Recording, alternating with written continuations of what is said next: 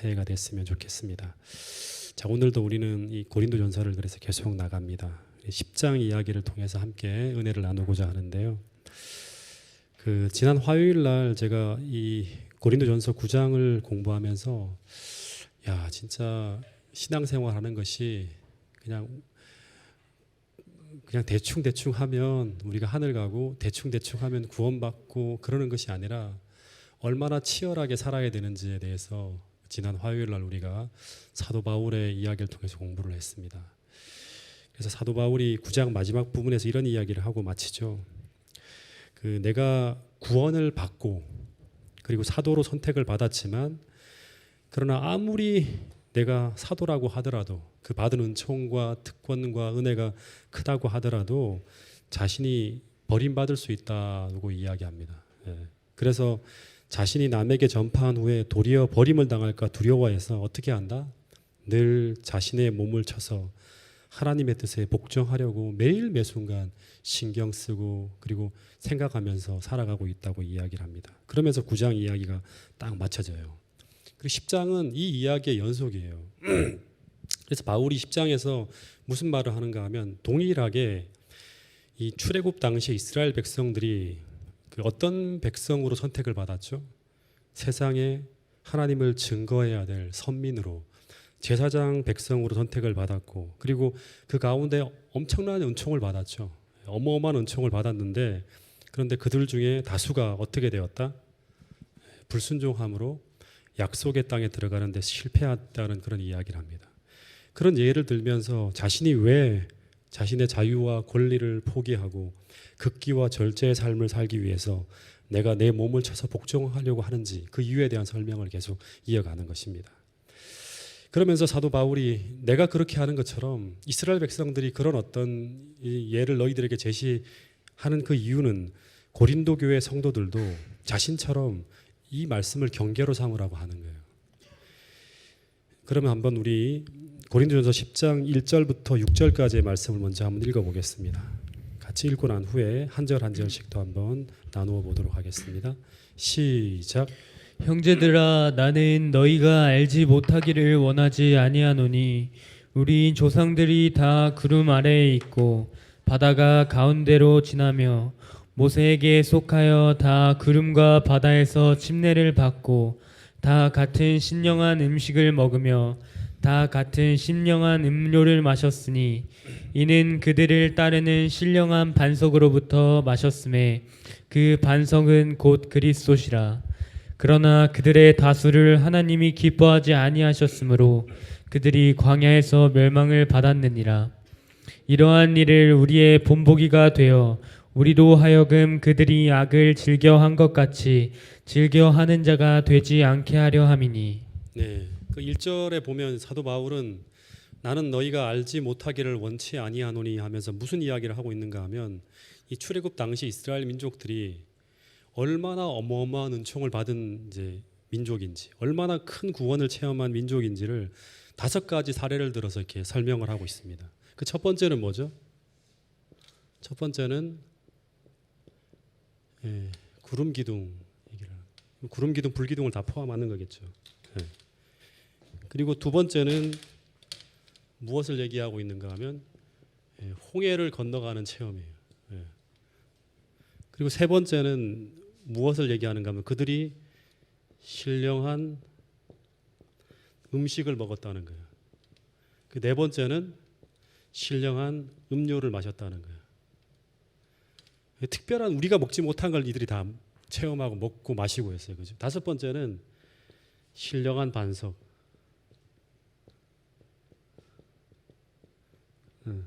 그리스도를 체험하는 거죠.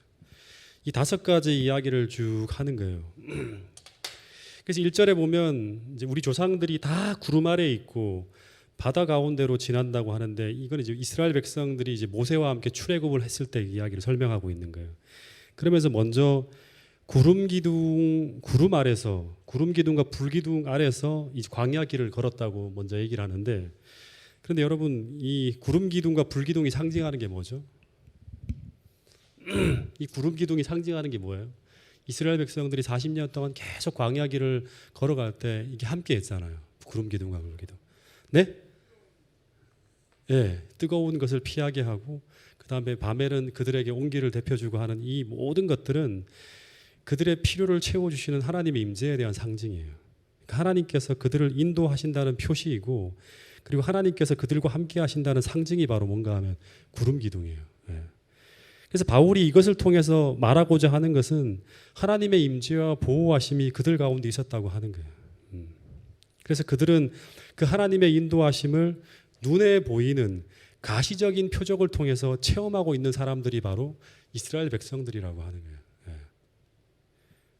그 두 번째는 이들이 바다 가운데 지났다고 하는 것은 이제 홍해 바다를 하나님께서 갈라 주셔서 홍해를 마른 땅처럼 건너가게 하신 구원의 경험을 언급하고 있는 거예요.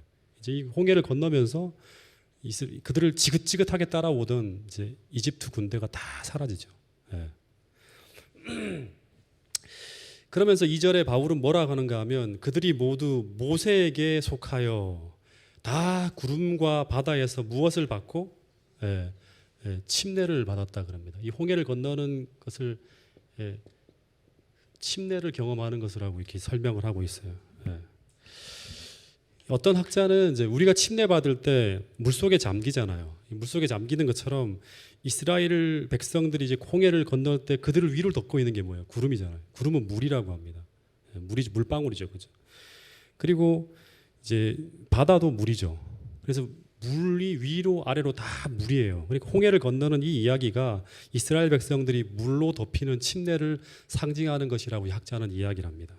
그런데 이것보다는 이스라엘 백성들이 이 구름 기둥의 인도함을 받아서 홍해를 건너는 경험은 이스라엘 백성들이 이제 애굽에서의 종살이에서 해방되어서 애굽에서 해방되고 독립된 민족으로서 이제 모세의 지도하에서 새로운 생활이 시작되었음을 의미하는 거예요. 그러니까 침례가 새로운 생활이 시작되었음을 상징하는 거죠. 애굽의 노예가 되었던 우리가, 다시 말하면 세상과 죄악의 노예가 되었던 우리가 거기서 해방되어지면서 새로운 신앙생활을 시작했다는 것을 의미하는 게 바로 신앙생활이 시작되었다는 걸 의미하는 게 바로 침례인 것처럼 똑같이 그런 경험을 했다고 하는 거예요. 그런데 이 이야기를 통해서 바울이 우리에게 말하고자 하는 것은 뭐냐 하면 이스라엘 백성들이 하나님의 그런 큰 은총을 입고 이제 모세와 함께 구원을 경험하면서 새로운 신앙생활을 시작하였지만 어떻게 되었다? 그들이 잃어버린 바 된 그런 어떤 상태로 끝났다고 하는 거예요. 그래서 바울이 고린도 교인들에게도 말하고자 하는 것은 뭔가 하면 그들도 역시 침례를 받았다 할지라도 그것이 결코 구원의 보증이 될 수 없다고 하는 거예요. 예. 이 말은 이제 9장 마지막 절에 사도 바울이 이야기했던 것처럼 내가 날마다 나를 쳐서 복종케 하는 삶을 살아가고 있다는 이것은 바로 뭔가 하면 그들의 그 경험들이 나에게 늘 교훈을 주고 있기 때문이라는 거예요. 그래서 우리가 마지막 순간까지 우리가 구원의 발현에 설 수 있게 되는 것은 바로 우리 자신의 자아가 날마다 포기되어지는 가운데서 하나님의 뜻을 향해서 계속 올바른 전진을 할 수 있는 그런 삶의 자세가 우리에게 있지 않다 그러면 우리도 끝난다는 거예요. 이렇게. 그리고 사도 바울이 이 구름 기둥과 홍해 바다에 의해서 이스라엘 백성들이 하나님의 큰 은총을 경험한 것 중 세 번째는 뭔가 하면 이 신령한 음식, 그리고 네 번째는 신령한 음료예요. 예. 신령한 음식은 뭐죠? 만나죠. 만나를 신령한 식물이라 하고 그리고 반석에서 나오는 물을 신령한 음료라고 그렇게 이제 소개를 하고 있습니다. 근데 왜 이게 신령한 음식이고 신령한 음료일까요? 예. 예? 이 물이 특별한 물이었나요? 네. 원래 그냥 생수였죠. 근데 사도 바울이 이렇게 표현한 이유는 바울이 생각하기를 이것이 모두 그리스도의 몸과 피를 상징하고 있기 때문이라고 하는 거예요. 예. 사도 바울의 어떤 그런 이제 이 이야기 속에서는 이 모든 것들을 그리스도의 십자가와 다 같이 이제 표상을 시켜요. 예. 그리스도의 몸과 피를 상징하고 있기 때문이라고 하는 거예요. 실제로 요한복음 6장 31절부터 32절에 보면 이제 사도 바울이 이 생각을 한 것 같아요. 예수님이 뭐라고 하는가 하면 이제 군중들이 쫙 몰려와서 예수님께 하늘에서 그 모세는 이스라엘 백성들에게 떡을 주어 먹게 하였담과 같이 우리 조상들이 광야에서 만나를 먹었습니다. 당신은 우리에게 뭘 주겠습니까? 라고 물었더니 예수님이 뭐라고 하는가 하면 내가 진실로 진실로 너희에게 이르노니 모세가 너희에게 하늘로부터 떡을 준 것이 아니라 내 아버지께서 너희에게 하늘로부터 참 떡을 주시나니 하면서 내가 광야에서 이스라엘 백성들이 먹었던 만나처럼 너희들이 그렇게 이스라엘 백성들이 광야에서 만나를 먹었던 것처럼 내가 무엇이다? 생명의 떡이라고 하는 거예요. 그러면서 이 만나를 자신의 몸에 비유합니다. 이스라엘 백성들이 광야에서 신령한 음식으로 먹었던 그것이 바로 자신의 몸으로 같이 비유하는 거예요. 그리고 사도 바울은 더하여서 이제 광야에서 이스라엘 백성들에게 생수를 공급한 그 반석을 뭐라 그러는가 하면 신령한 반석, 곧 그리스도라고 얘기합니다. 그래서 이 반석이 어떻게 해서 물이 나왔죠? 모세가 이렇게 땅 쳐서 그 반석이 딱 쪼개지면서 이스라엘 백성들을 그 광야에서 살릴 수 있는 생수가 나왔듯이 예수님의 몸이 십자가에서 쫙 쪼개지면서 이스라엘 백성들을 살릴 생명의 보혈이 흘러나왔음을 상기하면서 이 반석에서 나오는 이 생수를 뭐로 비유하는가 하면 이 그리스도의 보혈 피에 같이 이렇게 비유하는 거예요. 그래서 이스라엘 백성들이 광야에서 그 생수와 떡을 먹고 마심으로 그들이 가나안으로 가는 힘과 능력을 얻었듯이 동일하게 그리스도인들은 그리스도의 몸과 피를 상징하는 그리스도의 십자가의 은혜를 먹고 마셔야지만 하늘 가나안으로 가는 능력을 얻는다고 이렇게 비유하는 거예요. 그 마찬가지로 고린도 교인들도 이런 의미를 표상화해서 날마다 하는 게 있죠. 이게 뭐예요? 성만찬에서 신령한 음료와 신령한 떡인 이 떡과 포도주를 마시는 예식에 그들이 계속 참여하고 있음을 상기시키고 있는 거예요. 근데 이렇게 고린도 교인들이 성찬 예식을 통해서 그리스도의 몸과 피를 상징하는 떡과 포도즙을 마시는 것처럼 이스라엘 백성들도 광야에서 만나와 생수를 계속 먹고 마셨지만 그러나 5절에 보면 어떻게 되었다? 그러나 다수를 하나님이 기뻐하지 아니하셨으므로 그들이 광야에서 어떻게 되었다? 멸망을 받았느니라 하는 거예요. 그러면서 하는 말이 뭔가 하면 이러한 일은 우리의 본보기가 되어서 우리로 하여금 그들이 악을 즐겨한 것 같이 즐겨하지 않는 자가 되게 하려 함이니라고 이야기하고 있어요. 다시 말하면 이 1절부터 4절까지 이 5가지의 예를 왜 서술했는지 그 이유를 이제 설명하고 있는 거예요. 즉 바울은 무슨 말을 하고 있는가 하면 출애굽 당시에 모세의 인도하에서 애굽을 떠난 큰 무리들이 하나님께서 베푸시는 그 큰 은혜와 은총과 그리고 구원을 경험했지만 그러나 그들이 뭐 하기를 거부함으로 순종하기를 거부함으로 말미암아 죄악에 빠져서 결국 대부분이 광야에서 죽고 결국 소수만이 약속의 땅에 들어가게 되었다는 것을 이야기하고 있는 거예요. 사도 바울은 이러한 일이 어떻게 되어야 한다? 우리에게 본보기가 되어서 거울이 되어서 우리로 하여금 그들같이 악을 즐겨 행하지 않는 자가 되게 하려는 것이 바로 이 고린도전서 10장에서 사도 바울이 이야기하는 이야기의 서술의 목적이라고 하는 거예요. 여기서 6절에 사도 바울이 이러한 일이 너희에게 본보기가 되어서라는 말을 하는데 이 본보기 이거를 다른 번역에서 보면 거울이라고 번역하기도 합니다. 이러한 일이 너희들에게 거울이 되어서라는데 이 본보기 거울이라는 이 단어가 헬라어로 뭐를 쓰냐고 하면 이 티포스라는 단어를 써요. 예. 이 티포스라는 단어는 뭔가 하면 표상이라는 의미예요. 예. 표상 또는 본보기 이렇게 이제 그 번역을 하기도 합니다. 그러니까 이스라엘 백성들의 이 실패의 역사는 미래에 수많은 그리스도인들이 하늘 가나안에 들어가고자 이제 쭉 진행을 하였지만 많은 사람들이 실패하잖아요. 하늘 가나안에 들어가지 못하고 대부분 다 이 땅에서 그냥 끝나요. 끝나게 되는 끝나고 멸망하게 되는 그 모든 이유가 이 이스라엘 백성들의 40년 동안의 역사를 쭉 연구하면 대부분 다 나온다는 거예요. 알게 된다는 거예요. 그래서 이걸 깊이 연구하고 또 연구해서 왜 그들이 실패했는지, 왜 그들이 애굽에서 나왔지만 대다수가 광야에서 그냥 끝나는지 인생을 살게 되는지 그 이유들을 자세하게 연구하고 그것이 너희들에게 교훈이 되어서 너희들로 하여금 그렇게 살지 않도록 하라고 하는 거예요. 그래서 그 예시로 그들이 왜 멸망받았는지에 대한 이야기를 네 가지의 이야기를 해요. 이 네 가지 이야기를 하는데 이 7절부터 11절까지 이야기인데 우리가 한번 잘 살펴보면 좋을 것 같아요. 이거를 좀 간단하게 하는 것이 좀 아쉬운 면이 있지만 그래도 한번 간단하게 하고 나중에 기회가 되면 더 자세하게 한번 이 부분을 좀 다루어 보도록 하겠습니다. 7절부터 12절까지의 이야기를 같이 한번 읽어보겠습니다. 시작. 그들 가운데 어떤 사람들과 같이 너희는 우상을 숭배하는 자가 되지 말라. 기록된 바 백성이 앉아서 먹고 마시며 일어나서 뛰논다함과 같으니라. 그들 중에 어떤 사람들이 음행하다가 하루에 2만 3천 명이 죽었나니 우리는 그들과 같이 음행하지 말자. 그들 가운데 어떤 사람들이 주를 시험하다가 뱀에게 멸망하였나니 우리는 그들과 같이 시험하지 말자. 그들 가운데 어떤 사람들이 원망하다가 멸망시키는 자에게 멸망하였나니 너희는 그들과 같이 원망하지 말라. 그들에게 일어난 이런 일은 본보기가 되고 또한 말세를 만난 우리를 깨우치기 위하여 기록되었느니라. 그런즉 선줄로 생각하는 자는 넘어질까 조심하라. 예. 그 앞에서 바울은 이스라엘 백성들이 하나님의 은총에 참여한 5가지 이제 이 징표들을 이제 쭉 설명을 했죠. 구름 기둥, 불 기둥, 홍해, 신령한 식물, 신령한 음료, 신령한 반석. 근데 이런 엄청난 은혜와 엄청난 체험들이 있었지만 그들이 멸망할 수밖에 없는 원인을 이 4가지로 이제 제시를 해요. 그러면서 이 고린도 교인들도 똑같이 그러한 제약 속에 참여하고 있는 자가 있다면 신속히 거길 떠나라고 하는 거죠.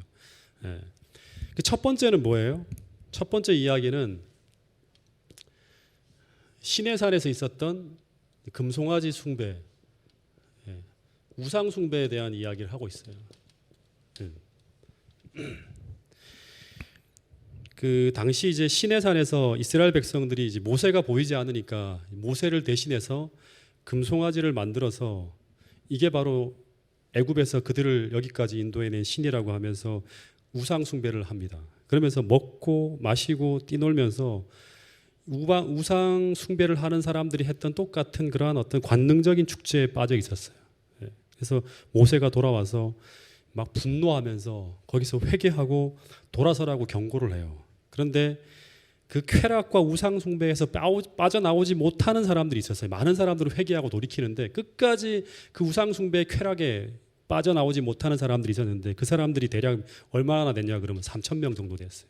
이 3천 명 정도 되는 사람들을 레위인들이 다 이제 칼로 다 심판을 해서 죽이는 그 사건을 이야기하는 거예요.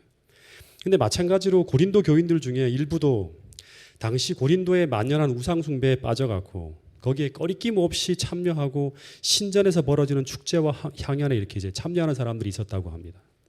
그래서 바울이 내가 너희들한테 우상 숭배가 아무것도 아니라고 이야기를 했지만 그래서 우상이 아무것도 아니라는 지식이 있다 하더라도 우상을 숭배하는 그 신전에 참여하는 것은 우상 숭배의 죄를 범하는 것일 뿐 아니라 똑같이 관능적인 죄악의 유혹에 노출되어져서 그들과 똑같은 길을 걸어가게 될 수 있다고 하는 거예요. 그래서 이 우상 숭배에 대한 이야기는 이제 14절부터 계속 이어져 나가는데 이 부분은 나중에 좀 더 우리가 한번 다루도록 하겠습니다. 그리고 두 번째는 뭔가 하면 두 번째는 뭐죠? 음행이에요. 그들을 결국에는 발목을 잡은 게 첫 번째는 우상 숭배였고 두 번째는 음행 또는 간음이라고 할 수 있죠. 오늘날 그리스도인들이 상당히 주의해야 될 부분이 바로 이 부분이라고 하는 거예요. 이것이 뭐 별거 아니다. 뭐 이게 이렇게 뭐 대충 이리 우리가 적당하게 이 선에 대해서 심각하게 생각하지 않더라도 하늘 가는데 특별한 문제가 없다. 나는 교회를 잘 다니고 있고 특별하게 뭐 신앙생활하는데 아무런 문제가 없다 하는 사람이라 할지라도 이 부분에 대해서 철저하게 우리가 개혁하지 않고 돌아서지 못하면 결국에는 이 부분이 우리를 발목을 잡을 수 있다고 하는 거예요. 8절에 보면 사도 바울은 뭐라고 하는가 하면 당시 이스라엘 백성들이 무엇을 하다가 음행을 하다가 간음을 하다가 하루에 얼마가 죽었다? 2만 3천 명이 죽었다고 합니다. 그러면서 우리는 그와 같이 그들과 같이 간음하는 일을 그만두자고 이야기를 합니다. 이 이야기는 어떤 이야기냐 그러면 이스라엘 백성들이 엄청난 충격을 준 또 한 번의 사건이 있는데 그게 우리가 민수기를 공부하면서 배웠는데 시딤이라는 곳이에요. 시딤이라는 곳에서 사단은 모압 여인을 이제 이용해서 이스라엘 진영에 있는 수많은 남자들을 유혹합니다. 그래서 이 모압인의 우상 숭배에 참여하도록 유혹을 해요. 이 이제 모압 땅에 모압 요단 동편에서 거의 이제 가나안으로 들어가기 바로 일보 직전에 벌어진 일이에요. 예. 근데 이 모압 여인의 우상 숭배에 참여하도록 유인하는데 이 모압인들이 당시에 섬겼던 신이 바알 부올이에요. 근데 이 바알 부올을 섬기는 이 신전 의식이 어떤 신전 의식이 있냐 그러면 아주 광란의 관능적인 신전 매음, 다시 말하면 이 매춘녀들과 더불어서 이 성전에서 성행위를 하는 그러한 일들이 진행이 되어져요. 예.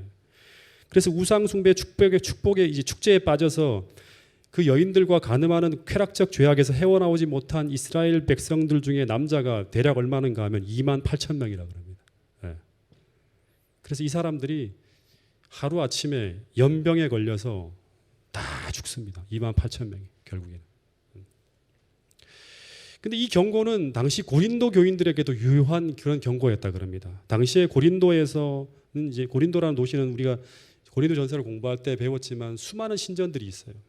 그리고 거기에 뭐 비너스 신전부터 시작해 많은 신전들이 있는데 이 수많은 신전 축제 기간에 그 신전에서 있는 그 사제들, 여사제들이 거리로 틀려 나와서 막 완전히 간음을 하는 것을 하나의 종교 행위로 이제 성전에서 신전에서 또는 거리에서 그런 일들이 벌어지는 거예요. 그래서 바울이 경고하는 거예요. 이런 유혹에 빠지면 우리도 똑같이 거기서 헤어나오지 뭐 마지막 그 가나안으로 들어가기 바로 일보 직전까지 갔는데 거기서 결국에는 이 유혹에 걸려서 하늘로 들어가 하늘 가나안에 들어간 실패한 2만 8천 명이나 되는 이스라엘 백성들을 기억하라고 하는 거예요. 그래서 이런 음행과 성적 타락에 빠지게 되면 결국 우리도 같은 길을 걸어갈 수 있다고 경고하는 거예요.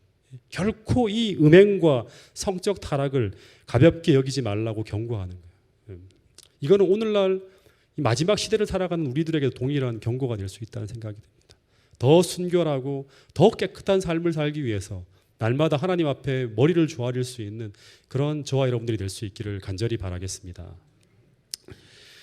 세 번째는 어떻게 또 무너지는가 하면 이스라엘 백성들이 어떻게 무너진다 그러죠?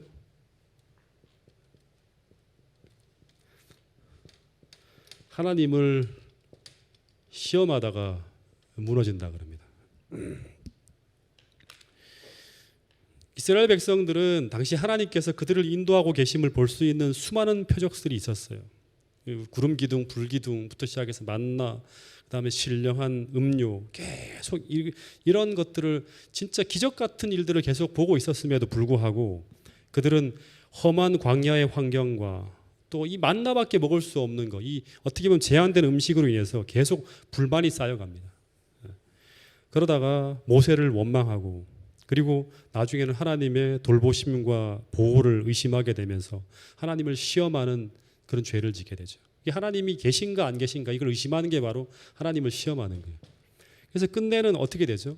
이 결과의 끝은 뭐죠? 이렇게 계속 시험하다가 결국엔 어떤 일을 당하는가 하면 불뱀에 물려서 죽죠.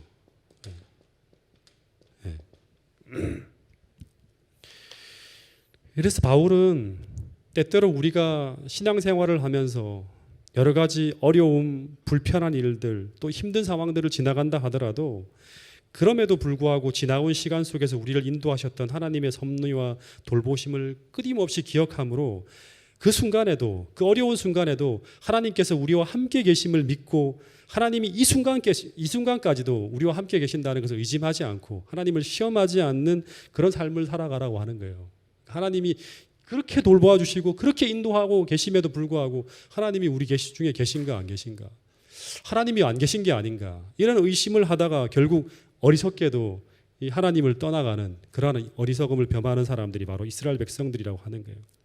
그래서 사도 바울은 9절에 그들 가운데 어떤 사람들이 주를 시험하다가 뱀에게 멸망하였느니 우리는 그들과 같이 하나님을 시험하지 말자고 하는 거예요.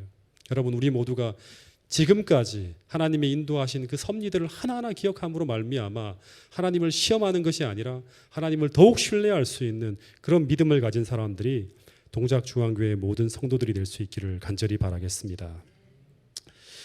그리고 이 네 번째는 어떻게 보면 우리 모두가 다 걸리는 거예요. 이들이 어떻게 멸망하였는가 하면 결국에는 하나님을 원망하고 불평하다가 망했다 그럽니다. 10절에 보면 그들 가운데 어떤 사람들이 원망하다가 멸망시키는 자에게 멸망하였나니 너희는 그들과 같이 하지 말자고 하는 거예요. 그 네 번째 죄는 이 그들이 결국에는 멸망하게 된 게 뭔가 하면 원망과 불평입니다. 예. 정확한 표현은 이 원어를 보면 앞에다 뭘 붙여야 되는가 하면 계속이라는 말이 붙어야 돼요. 계속 끊임없이 원망과 불평하다가 결국에는 멸망하였다 그럽니다. 예.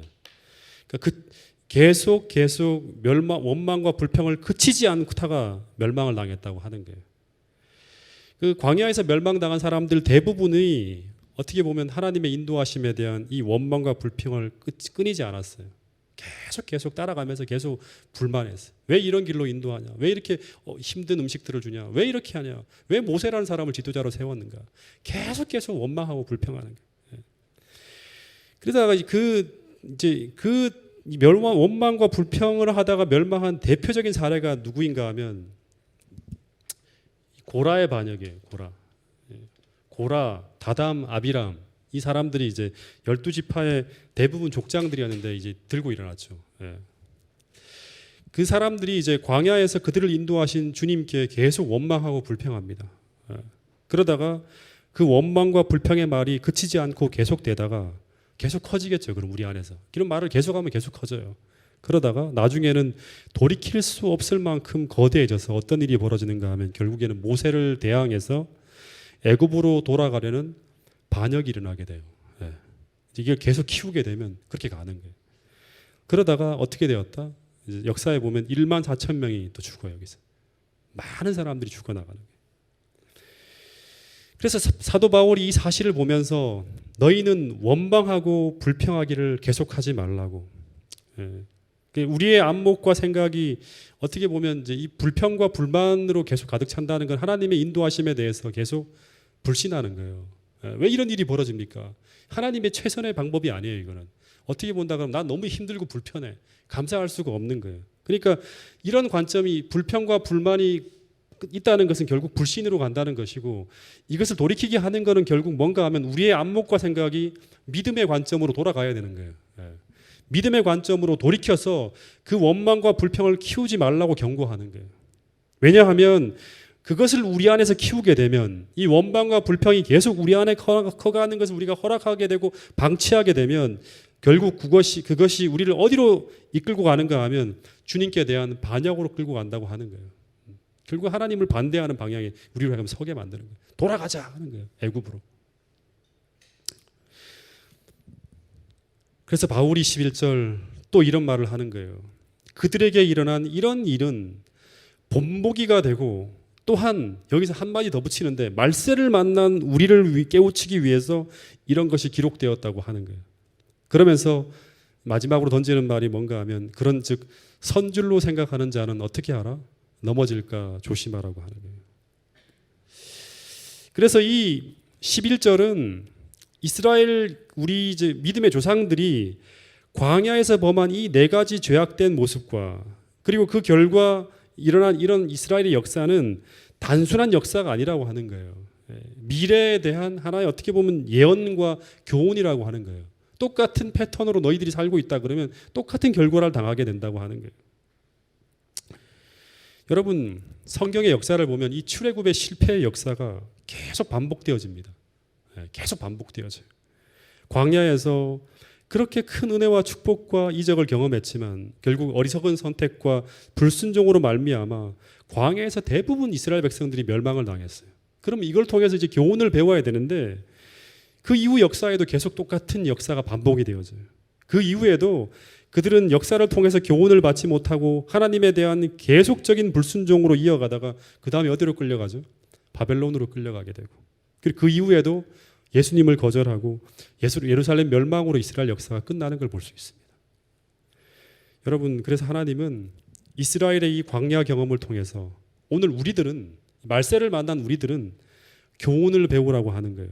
교훈을 배우고 같은 죄악, 같은 그러한 어떤 잘못을 범하는 그러한 어리석음을 범하지 말라고 하는 거예요. 특별히 이 경고는 예수님의 재림을 앞둔 우리들에게 굉장히 중요한 교훈을 주고 있다는 사실이에요. 왜냐하면 광야 당시에 이스라엘 백성들 중에 대부분 멸망당하는 사람들을 보면 가나안의 여행이 거의 끝날 무렵에 멸망을 당합니다. 이 불뱀 사건도 마찬가지죠. 하나님을 시험하다 불뱀 사건을 당하는 이것도 마지막 이 가나안으로 들어가기 바로 얼마 직전에 결국엔 다 멸망당하는. 그러니까 38년, 39년을 거의 돌고 난 다음에 벌어진 일이에요. 고생은 다 하다가 마지막에 결국에는 그들이 하나님을 잃어버리는 그러한 결과를 당하는 거예요. 그리고 이 간음으로 말미암아 2만 8천 명이 죽는 이 시딤의 사건은 바로 가나안으로 들어가기 바로 직전 요단 동편에서 벌어진 일이에요. 거기서 그들은 실패를 합니다.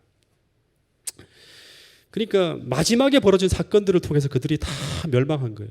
그러니까 이건 뭘 말하는가 하면 출애굽 40년의 전 기간을 통해서 이 사람들은 하나님이 어떤 분인지, 하나님께서 어떻게 그들을 인도했는지, 누구보다 하나님의 율법과 하나님에 대한 지식과 그리고 어마어마한 경험들과 체험을 다 했어요. 그런데도 불구하고 하나님께 충성하는 데 실패했다고 하는 거예요.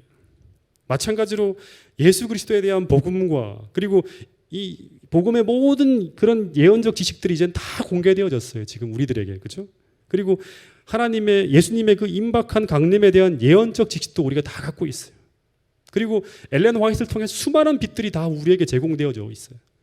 어떻게 하면 우리가 마지막을 성공적으로 지나갈 수 있는지에 대한 모든 빛들이 다 공개되어진 이 광명한 세상에 우리가 살고 있다고 하는 거예요. 이 모든 것을 위탁받은 이 교훈을 다 우리가 받은 사람들이 바로 이 마지막 시대에 서 있는 오늘 우리들이라고 하는 거예요. 그런데 이들이 어떻게 되었다? 그 가나안 병경에서 다 넘어졌어요. 이대로 살지 못함으로 말미암아 이것이 그들의 삶에 교훈이 되어지 못하고 그들에게 영향력을 끼치지 못함으로 말미암아 다 망했다고 하는 거예요. 그래서 12절에 사도 바울은 그런 말을 합니다. 그런즉 선줄로 생각하는 자는 넘어질까 조심하라. 여러분 이 말씀을 우리의 마음속 깊이 새길 수 있게 되기를 간절히 바랍니다. 여러분 이 기별은 1차적으로는 당시 고린도 교인들이 이교 행사에 참석하는 데 있어서 스스로 강하다고 생각하면서 우상 숭배와 연관을 맺어도 그 영향을 두려워할 필요가 없다고 생각하는 사람들에게 사도 바울은 1차적으로 교훈을 주는 거예요. 그렇게 하면 안 된다고. 너희들 정말 약한 사람이라고 하는 거예요. 거기에 가서 참여하고 그 유혹 앞에 서 있으면 대부분 넘어진다고 하는 거예요.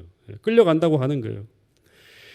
그래서 이런 과시는 이후에 아주 통탕할 만한 일에 대한 전조가 될 수도 있기 때문에 아예 우상숭배에 접근하는 것을 금하는 기별을 전하고 있는 거예요.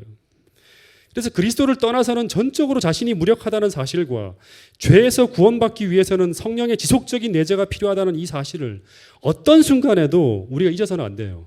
그리고 하나님의 계명에 충실하게 살아가는 것이 마지막 길을 걸어가는 우리들에게 최선의 길이라는 사실을 우리 모두가 기억하고 그 길로만 걸어갈 수 있는 동작중앙교회 모든 성도들이 될 수 있기를 간절히 바라겠습니다. 그래서 오늘 주신 이 말씀을 마음에 새기면서 정말 새해에는 정말 하늘과 하나님을 향한 그 전진에 힘을 낼 수 있는 그런 사람들이 동작중앙교회 모든 성도들과 저가 되실 수 있기를 간절히 바라면서 오늘 말씀을 줄이도록 하겠습니다.